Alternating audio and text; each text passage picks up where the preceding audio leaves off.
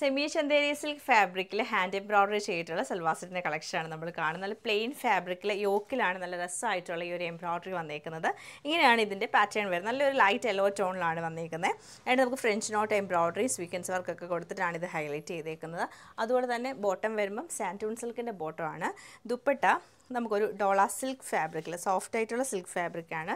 അതിൽ നല്ല എംബ്രോയിഡറി എന്ന് വെച്ചാൽ ഒരു വീവിങ് പാറ്റേൺ ആണ് വന്നേക്കുന്നത്. വീവിങ് പാറ്റേൺ വന്നിട്ട് ബനാറസി വീവിങ് ആണ് ചെയ്തേക്കുന്നത്. നല്ല രസമായിട്ടാണ് ഈ ഒരു സൽവാർ സെറ്റ് വരുന്നത്. നമ്മൾ നോർമലി കാണുന്ന ബനാറസി സൽവാറിനേക്കാളും കുറച്ച് ഡിഫറെൻ്റ് ആയിട്ടാണ് വരുന്നത്.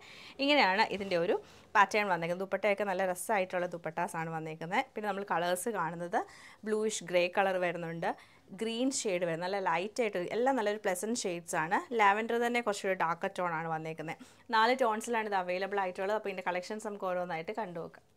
ലൈറ്റ് ഒരു യെല്ലോ ഷെയ്ഡിൽ ബനാറസി വീവിങ് ചെയ്താണ് ഈ സൽവാർ സെറ്റ് വന്നേക്കുന്നത്. ബോട്ടം വരുമ്പോൾ പ്ലെയിൻ ബോട്ടം ആണ് കൊടുത്തേക്കുന്നത്.